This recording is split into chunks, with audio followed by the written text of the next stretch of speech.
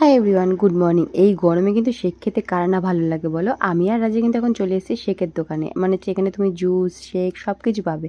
আর এখানে আমার পছন্দ ছিল কিন্তু ওরিও শেকটা। ওরিও শেকটা আমি এর আগেও 2-3 বার খেয়েছি, বেশ ভালোই লেগেছিলো। আর জুস তো সবসময়ই খাই কিছু না কিছু, তার জন্য ভাবলাম জুসটা নেবো না, ওরিও শেকটাই নিই।